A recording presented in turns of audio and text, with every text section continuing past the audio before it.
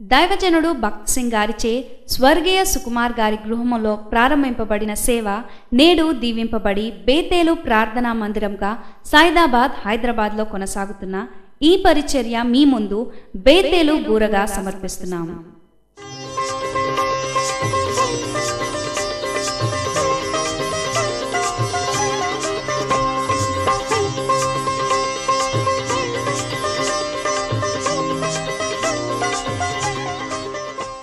ప్రేమ నమ్మకం మా తండ్రి, మరొకసారి మీ పాదం కింద వస్తుంటున్నాం. ఈ రాత్రి వేళ నీ వాక్యం అందిస్తున్న నీ దాసుని అభిషేకించి ప్రభా నోటి బూరగా అనేకులు వీక్షిస్తుండగా ప్రభా అనేక హృదయాల్లో మీరే మాట్లాడి సంధించి నీ మెల్లని స్వరం వినిపించని ప్రార్థిస్తున్నాం. ఈ కార్యక్రమం ప్రారంభం నుంచి అంతవరకు మీ సన్నిహితం నింపమని మహిమ ఘనత ప్రభు మీకు ఆరోపిస్తూ మా ప్రభును మా రక్షణతో రానన్న క్రీస్తు అతి ఉన్నత నామపేట ప్రార్థించి అత్యంత వేడుకొంచున్నాం తండ్రి, ఆమేన్.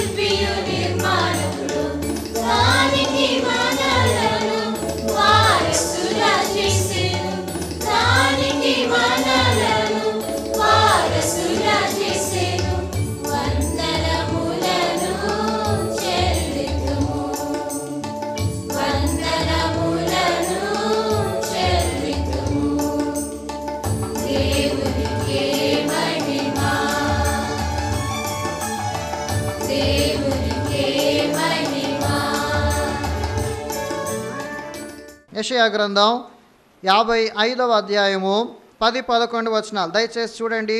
వర్షమును హిమమును ఆకాశము నుండి వచ్చి అక్కడికి ఏలాగు మరలక భూమిని తడిపి విత్తువానికి విత్తనమును భుజించువానికి ఆహారమును కలుగుటకై అది చిగిర్చి వర్ధిల్లునట్లు చేయునో, అలాగే నా నోట నుండి వచ్చు వచనమును ఉండును.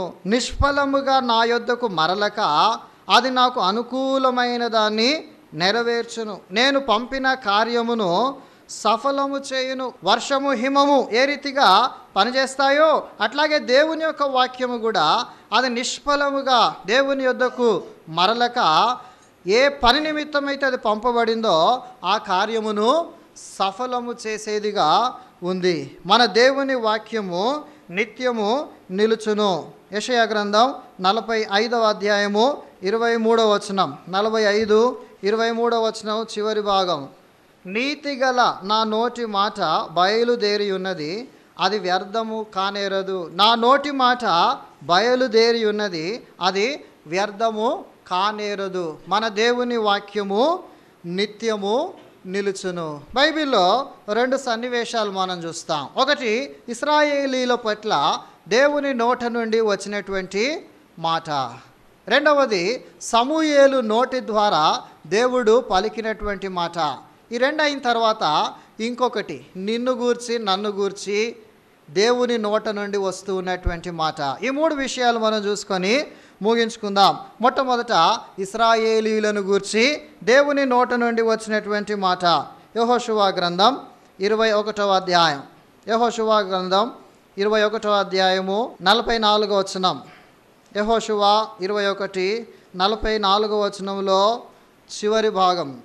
యెహోవా ఇశ్రాయేలీయులకు సెలవిచ్చిన మాటలన్నిటిలో ఏదియు తప్పి ఉండలేదు. అబ్రహామును దేవుడు ఏర్పరచుకున్నాడు. తర్వాత ఇస్సాకు, యాకోబు, ఇశ్రాయేలీయులను ఆయన ఏర్పరచుకున్నాడు. ఐగుప్తుకు వాళ్ళు వెళ్ళినారు. అయితే అబ్రహాముకు ముందే దేవుడు వాగ్దానం చేసినట్టుగా ఇశ్రాయేలీయులను ఐగుప్తులో నుండి తిరిగి తీసుకొని వచ్చినాడు. అయితే ఈ సందర్భం అంతటిలో దేవుడు అనేక మార్లు ఆయన ఏదైతే సెలవిచ్చినాడో ఆయన సెలవిచ్చినటువంటి మాటల్లో ఏదియు తప్పి ఉండలేదు.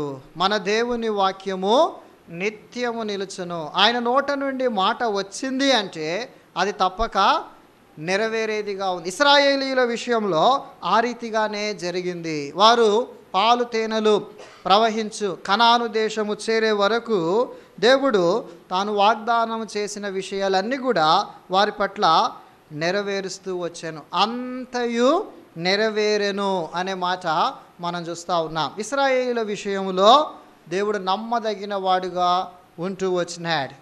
మన దేవుని వాక్యము నిత్యము నిలుచును. అట్లాగే సమూయేలు నోటి ద్వారా దేవుడు పలికినటువంటి మాటలు. మొదటి సమూయేలు గ్రంథం 3వ అధ్యాయంలో 12వ వచనంలో దేవుడు అంటాడు, ఆ దినమున ఏలీ యొక్క ఇంటి వారిని గురించి నేను చెప్పినదంతయు వారి మీదికి రప్పింతును, దాని చేయ మొదలుపెట్టి దాని ముగింతును. ఏలీ కుటుంబమును గూర్చి దేవుడు అన్నాడు, నేను అది చేయ మొదలుపెట్టి ముగింతును అన్నాడు. 19వ వచనం, మొదటి సమూయేలు 3వ అధ్యాయము 19వ వచనం, సమూయేలు పెద్దవాడు కాగా యెహోవా అతనికి తోడై ఉన్నందున అతని మాటలలో ఏదియు తప్పిపోలేదు. వాస్తవానికి సమూయేలు మాటలు కావవి, దేవుడు సమూయేలు ద్వారా పలికించినటువంటి మాటలు. సమూయేలు పెద్దవాడు కాగా యెహోవా అతనికి తోడై ఉన్నందున అతని మాటలలో ఏదియు తప్పిపోలేదు. మన దేవుని వాక్యము నిత్యము నిలుచును అంటే ఆ మాటలలో ఏది కూడా తప్పిపోదు, సమస్తము నెరవేరుతుంది అని అర్థం. 20వ వచనం, కాబట్టి సమూయేలు యెహోవాకు ప్రవక్తగా స్థిరపడినని దాను మొదలుకొని బెయేర్షెబా వరకు ఇశ్రాయేలీలందరూ తెలుసుకొనిరి. మరియు షిలోహులో యెహోవా మరలా దర్శనమిచ్చుచుండెను.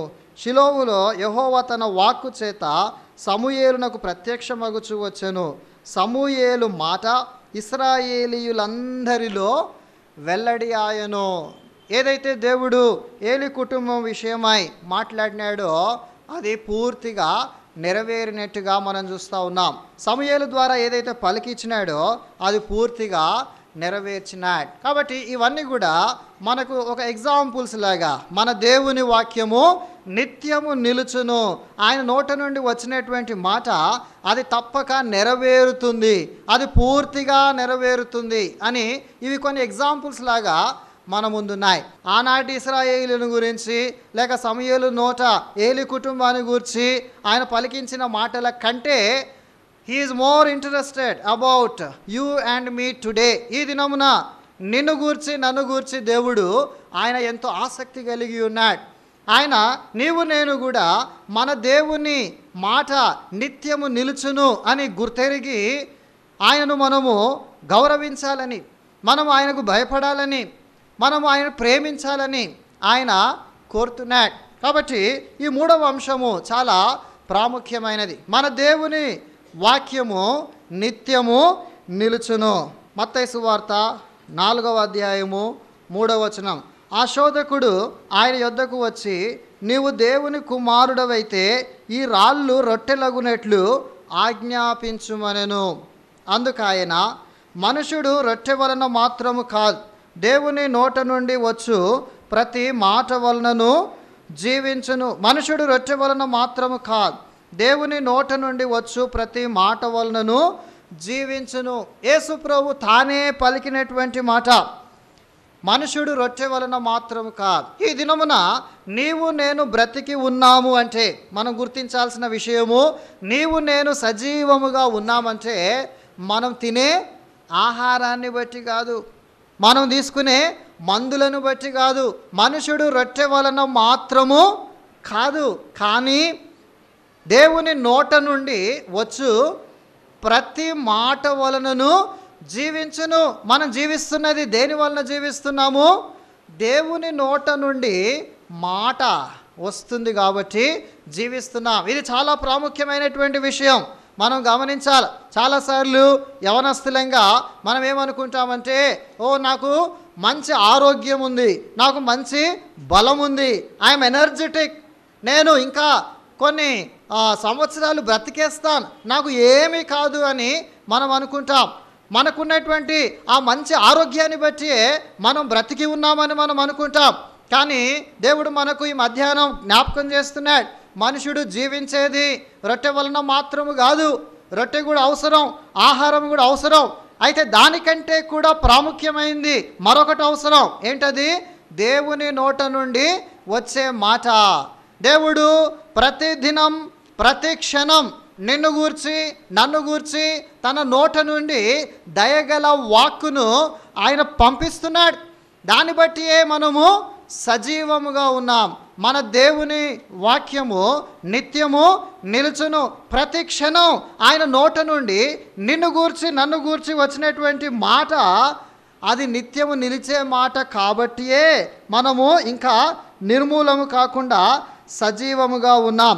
3వ అధ్యాయము 22వ వచనం, యెహోవా కృపగలవాడు, ఆయన వాత్సల్యత ఎడతెగక నిలుచున్నది గనుక మనము నిర్మూలము కాకున్న వారము. అనుదినము నూతనముగా ఆయనకు వాత్సల్యత పుట్టుచున్నది. నీవు ఎంతైనా నమ్మదగిన వాడు. ఇక్కడ వాక్య భాగములో మనం చూస్తున్నాం, మనం ఎందుకు నిర్మూలము కాకుండా ఉన్నాము? దేవుని యొక్క వాత్సల్యతను బట్టి. ఆయన వాత్సల్యతనంట దినదినము నూతనముగా పుట్టుచుందంట. ప్రతిదినం, ఎవ్రీడే నిన్ను గూర్చి నన్ను గూర్చి ఆయన హృదయములో నుండి వాత్సల్యత పుట్టుకొని వస్తూ ఉంది. అంటే ఆయనలో నుండి ఒక వాక్కు బయలుదేరుతూ ఉంది. ఏమని? నీవు నేను ఇంకా బ్రతికి ఉండాలి అని దేవుడు తన కోరికను ఆయన వ్యక్తం చేస్తున్నాడు. కాబట్టి మనము నిర్మూలము కాకుండా ఉన్నాం. ఇంకో మాట కూడా వాడబడింది 22వ వచనములో 2వ వరుసలో, ఆయన వాత్సల్యత ఎడతెగక. అనుదినము మాత్రమే కాదు, ఎడతెగక. అంటే it is like every second, ప్రతి క్షణం దేవుని నోట నుండి ఒక వాక్కు వస్తున్నట్టుగా మనం గమనిస్తున్నాం. మనం ఎందుకు నిర్మూలము కాకుండా ఉన్నాము? మనకు మంచి ఆహారం ఉందని కాదు కదా, లేక మనకు మంచి మందులున్నాయి, లేక మంచి సౌకర్యాలు ఉన్నాయి కాబట్టి నేను సజీవముగా ఉన్నాను అని అనుకుంటే పొరపాటు. మనం సజీవముగా ఉన్నది దేవుని నోట నుండి వచ్చే మాట వలన. మనుషుడు రొట్టె వలన మాత్రము కాదు, దేవుని నోట నుండి వచ్చే ప్రతి మాట వలన జీవించును. మత్తయి సువార్త 21వ అధ్యాయంలో 18వ వచనం, ఉదయమందు పట్టణమునకు మరలా వెళ్ళుచుండగా ఆయన ఆకలిగొనెను. అప్పుడు త్రోవ ప్రక్కన ఉన్న ఒక అంజూరపు చెట్టును చూచి దాని యొద్దకు రాగా దాని యందు ఆకులు తప్ప మరేమీ కనబడలేదు. గనుక దానిని చూచి ఇక మీదట ఎన్నటికి నీవు కాపు కాయకుందువుగాక అని చెప్పాను. తక్షణమే ఆ అంజూరపు చెట్టు ఎండిపోయెను. చూసినారా, ఇక్కడ అంజూరపు చెట్టు నీకు నాకు సాదృశ్యంగా ఉంది. మన జీవితాల్లోకి దేవుడు చూస్తే మనం ఎట్లున్నామంట? ఫలములు లేని వారంగా మనం ఉన్నాం. ఏ భేదము లేదు. అందరూ కూడా, మనుషులందరూ కూడా పాపము చేసి దేవుని మహిమను పొందలేకపోతున్నారు. నీతిమంతుడు లేడు, ఒక్కడైనను లేడు. అందరము కూడా దేవుని సన్నిధిలో ఎట్లున్నాము? ఫలములు లేని వారంగా మనం ఉన్నాం. ఒకవేళ మనలో ఏవైనా నీతి క్రియలు ఉంటే కూడా మన నీతి క్రియలు ఆయన దృష్టిలో ఎట్లున్నాయంట? మురికి పేలికల్లాగున్నాయి. కాబట్టి మనం అందరం ఈ అంజూరపు చెట్టు లాగానే ఉన్నాం. ఈ అంజూరపు చెట్టు విషయంలో ఆయన ఏమన్నాడు? ఆయన నోట నుండి ఒక మాట వచ్చింది. ఆ మాట రాగానే ఏమైందంట? తక్షణమే, ఆ మాట చూడండి, తక్షణమే ఆ అంజూరపు చెట్టు ఎండిపోయెను. కీర్తన 90వ కీర్తన, ఇది మోషే కీర్తన. ఆ కీర్తనలో 3వ వచనంలో మనం చూస్తాం. 90వ కీర్తన 3వ వచనం, నీవు మనుషులను మంటికి మార్చుచున్నావు, నరులారా తిరిగి రండని నీవు సెలవిచ్చుచున్నావు. దేవుని నోట నుండి ఏమని మాట వస్తుంది? తిరిగి రండి అని నీవు సెలవిచ్చుచున్నావు. ఎవరైతే మనుషులు ఈ లోకాన్ని వదిలిపెట్టి వెళ్ళిపోతున్నారో అటువంటి వారి విషయంలో దేవుని నోట నుండి ఏమని మాట వస్తుంది? తిరిగి వచ్చేసే అనే మాట వస్తూ ఉంది. ఎంతవరకైతే ఉండనిమ్ము, అని ఆయన అంటాడో అంతవరకు ఈ భూమి మీద ఉంటాం. ఎప్పుడైతే తిరిగి వచ్చేయమంటాడో అప్పుడు తిరిగి వెళ్ళిపోవాల్సిందే. లూకాసు వార్త 13వ అధ్యాయంలో ఆ ద్రాక్ష తోటలోని అంజురపు చెట్టును గురించి ప్రభు ఎందుకు చెప్పినాడు, దాని బ్యాక్గ్రౌండ్ ఏంటి అని మనం చూస్తే లూకాసు వార్త 13వ అధ్యాయంలో 1వ వచనం నుండి మనం చూస్తే కొంతమంది మనుషులు యేసు ప్రభు ఎదుట 2 సంగతులు చెప్పినారు. ఏం చెప్పినారు? పిలాతు కొందరు గలిలయులను చంపి వారి యొక్క రక్తమును వారి బలులతో కలిపినాడు. అప్పుడు ఆ ప్రజలు ఏమనుకున్నారంటే 2వ వచనం చూడండి, ఆయన వారితో ఇట్లా, నేను ఈ గలిలయులు అట్టి హింసలు పొందినందున వారు గలిలయులందరికంటే మీరు పాపులని తలంచుచున్నారా? ఈ గలిలయులు చనిపోయినారు కదా, పిలాతు చంపేసినాడు కదా, కాబట్టి చనిపోయిన వారు మిగతా గలిలయులు, బ్రతికి ఉన్న గలిలయుల కంటే పాపులు అని మీరు అనుకుంటున్నారా? కారని మీతో చెప్పుచున్నాను. 2వ సందర్భం 4వ వచనంలో మనం చూస్తాం. ఈ 18 మంది యెరూషలేములో కాపురం ఉన్న వారందరికంటే అపరాధులని మీరు తలంచుచున్నారా? ప్రజలందరి మైండ్లో ఏముంది? వీరు ఏదో పాపం చేసినారు కాబట్టి గోపురం పడి చనిపోయినారు అని వాళ్ళు అనుకుంటున్నారు. కాబట్టి యేసుప్రభు అంటున్నాడు, అట్లా అనుకుంటున్నారా మీరు? కారని మీతో చెప్పుచున్నాను. చనిపోయిన వారు బ్రతికిన వారు అందరూ కూడా సమానమే. దేవుని దృష్టిలో అందరూ కూడా సమానమే. చూసినారా? బ్రతికి ఉన్నవారు ఎందుకు బ్రతికి ఉన్నారు? దేవుని నోట నుండి వచ్చిన మాటను బట్టే బ్రతికినారు. చనిపోయిన వారు ఎందుకు చనిపోయినారు?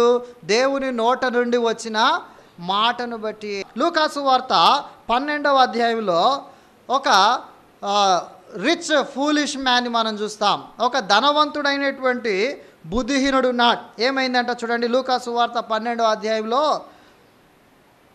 అతనికి విస్తారముగా పంట పండిందంట. చూడండి 16వ వచనం.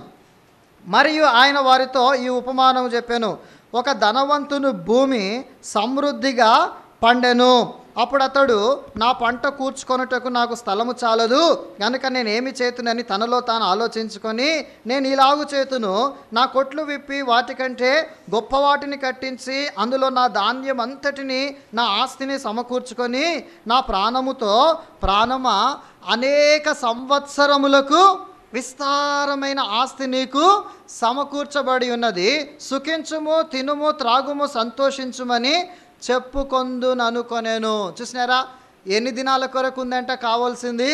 అనేక సంవత్సరాలకు. 1 దినము 2 దినాలు కాదు, ఫర్ మెనీ ఇయర్స్. తిన్నా కానీ అయిపోదు, అంత సమకూర్చుకొని పెట్టుకున్నాడు. అయితే దేవుడు ఏమన్నాడు? అయితే దేవుడు, వెర్రివాడా, ఈ రాత్రి నీ ప్రాణము అడుగుచున్నారు. ఈ కథ మనకు తెలిసిందే కదా. ఈ రాత్రి నీ ప్రాణము అడుగుచున్నారు. He could not continue his life. దేవుని నోట నుండి ఒక మాట వచ్చేసింది, నీ ప్రాణము అడుగుతున్నారు, వెళ్ళిపోవాల్సిందే. అందుకే ఈ ఉపమానం చెప్పడానికి ముందు యేసుప్రభు 15వ వచనంలో అన్నాడు. చూడండి, లూకా 12:15. మరియు ఆయన వారితో, మీరు ఏ విధమైన లోభమునకు ఎడమియక జాగ్రత్త పడుడి. ఒకని కలిమి విస్తరించుట వాని జీవమునకు మూలము కాదనెను. ఒకని కలిమి విస్తరించుట, లేక ఒకనికి బాగా డబ్బులు సమకూరుట, లేక ఒకనికి ఒక పెద్ద ఉద్యోగం వచ్చుట, లేక ఒకనికి ఒక మంచి ఎడ్యుకేషన్లో ఒక మంచి సీట్ వచ్చుట, ఇటువంటి ఏవి కూడా అతని జీవమునకు మూలము కాదు. నీ జీవమునకు మూలము ఏంటి? దేవుని నోట నుండి వచ్చే మాట. నీవు ఎంత చదువుకున్నా, ఎంత పెద్ద ఉద్యోగం చేసినా, ఎంత ఆస్తి సమకూర్చుకున్నా, దేవుని నోట నుండి నువ్వు తిరిగి వచ్చేయి అంటే నువ్వేం చేయాల్సింది? ఆ క్షణమే వెళ్ళిపోవాల్సింది. దేవుడు ఉండనిమ్ము అని అంటేనే నువ్వు ఈ భూమి మీద ఉండాలి. కాబట్టి ఒకని కలిమి విస్తరించుట వాని జీవమునకు మూలము కాదనెను. మన జీవితము it is not proportionate to the money what we have. మనకుండే డబ్బు లేక వాటికి అది ప్రపోర్షనేట్ కానే కాదు. కీర్తన 33 13వ వచనం నుండి 13th verse నుండి, యెహోవా ఆకాశములో నుండి కనిపెట్టుచున్నాడు, ఆయన నరులందరినీ దృష్టించుచున్నాడు, తానున్న నివాస స్థలములో నుండి భూలోక నివాసులందరి వైపు ఆయన చూచుచున్నాడు. చూసినారా, దేవుడు ఏం చేస్తున్నాడంట? ఆకాశం పరలోకంలో ఉండి అక్కడ నుండి కనిపెడుతున్నాడంట. ఆయన అందరినీ కనిపెడుతున్నాడు. మీ బైబిల్లో ఉందా నరులందరినీ అని? ఉంది కదా. అందరినీ అంటే నిన్ను కూడా నన్ను కూడా, వీఆర్ ఆల్సో ఇన్క్లూడెడ్. ఆయన ప్రతి ఒక్కరిని కూడా కనిపెడుతున్నాడంట.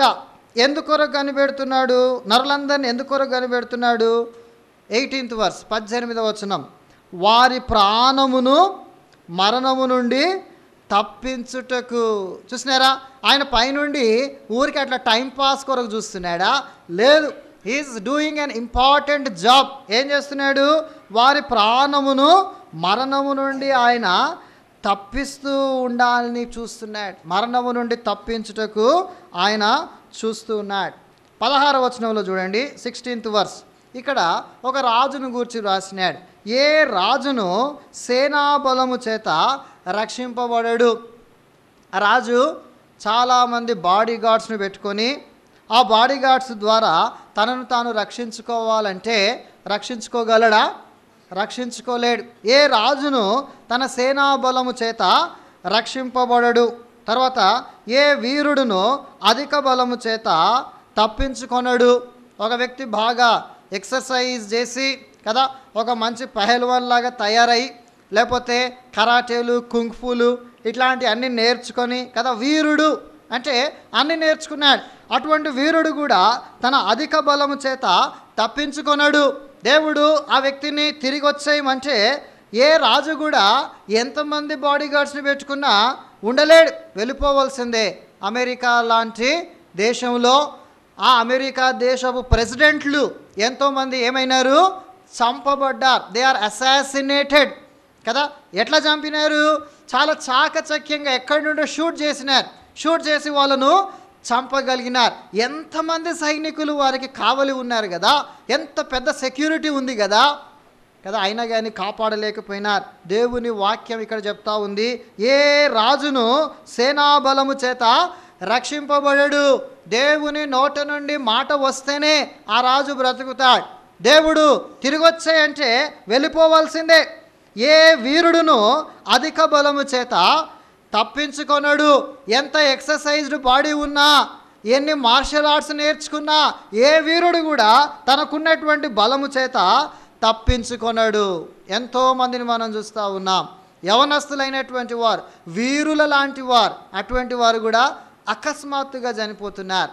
దేవుడు వచ్చేయమంటే, ఓ నరుడా తిరిగిరా అంటే వెళ్ళిపోవాల్సిందే. మనుషుడు రొట్టె వలన కాదు, దేవుని నోట నుండి వచ్చే మాట వలన జీవించును. మన దేవుని వాక్యము నిత్యము నిలుచును. ఆయన నోట నుండి తిరిగి వచ్చేయమంటే వెళ్ళిపోవాల్సిందే. ఇక్కడ ఏమంటాడు చూడండి, చాలా జాగ్రత్తగా చదవండి. 17th verse, రక్షించుటకు గుర్రము అక్కరకు రాదు, అది దాని విశేష బలము చేత మనుషులను తప్పించజాలదు. ఈ వాహనాలకు విశేష బలం ఉందంట, ఈ స్పెషల్ ఫీచర్స్. ఈ విశేష బలము ఏది కూడా దేవుడు ఆ వ్యక్తిని తిరిగి వచ్చేయమంటే పనిచేయదు. అతడు వెళ్ళిపోవాల్సిందే కదా. ల్యాండ్ మీద పోతే ప్రాబ్లం అని ఏం చేస్తున్నారు? ఎయిర్వేస్, హెలికాప్టర్లో పోదాం, స్పెషల్ ఫ్లైట్స్, అవి కూడా ఫెయిల్ అయిపోతున్నాయి. అందులో పోయి కూడా చనిపోతున్నారు. చూసినారా, దేవుడు ఉండనిమ్ము అంటేనే మనుషుడు బ్రతుకుతాడు. మనుషుడు రొట్టె వలన మాత్రము కాదు, దేవుని నోట నుండి వచ్చు ప్రతి మాట వలనను జీవించును. దేవుని నోట నుండి మాట రావాలి. నరులారా తిరిగి రండి అంటే ఆ నరుడు వెళ్ళిపోవాల్సిందే. మన దేవుని వాక్యము నిత్యము నిల్చును. ఏ క్షణం ఆయన నోట నుండి ఏ మాట వస్తే ఆ మాట నెరవేర్చబడాల్సిందే. ఆయన నోట నుండి మాట వస్తే అది నిష్ఫలముగా ఆయన యొద్దకు మరలి పోదు. నీ నా విషయంలో ప్రతి క్షణం ఇది నెరవేరుతూ ఉంది అని ఈ వాక్యం ద్వారా మనం గ్రహిస్తున్నాం. దేవుడు చెప్తా ఉన్నాడు ఎగ్జాంపుల్స్. రాజు, వీరుడు, తర్వాత రక్షించుటకు గుర్రము అక్కరకు రాదు. మరి మనుషుడు బ్రతకాలంటే ఎట్లా బ్రతుకుతాడంట? కీర్తన 33లో 9వ వచనం, 9th verse, 9వ వచనం, ఆయన మాట సెలవీయగా దాని ప్రకారం ఆయన ఆజ్ఞాపింపగానే కార్యము స్థిరపడను. ఆకాశము నుండి ఆయన చూస్తూ ఏం చేస్తున్నాడు? మాట సెలవిస్తున్నాడు, ఆయన ఆజ్ఞాపిస్తూ ఉన్నాడు. ఆయన నోట నుండి మాట వస్తూ ఉంటే ఆ ప్రకారం జరుగుతూ ఉంది. ఆ రీతిగా ఆయన ఏం చేస్తున్నాడు? వారి ప్రాణమును మరణము నుండి తప్పిస్తున్నాడు. ఆకాశము నుండి ఆయన చూస్తూ ఏం చేస్తున్నాడు? మాట సెలవిస్తున్నాడు. మాట సెలవిచ్చి మరణము నుండి మనలను తప్పిస్తున్నాడు. దేవుడు నీ లైఫ్ని ఎక్స్టెండ్ చేస్తున్నాడు కాబట్టి నీవు బ్రతికి ఉన్నావు. కొంతమంది చాలా భయంకరమైనటువంటి యాక్సిడెంట్లకు గురయ్యి కూడా బ్రతికిన వాళ్ళు ఉన్నారు. కొంతమంది చిన్న యాక్సిడెంట్ అయ్యి కూడా చనిపోయిన వారు ఉన్నారు కదా. మనకు చాలామందిని గురించి తెలుసు, వి నో ఇట్. ఎగ్జాంపుల్స్ నేను చెప్పాల్సిన అవసరం లేదు.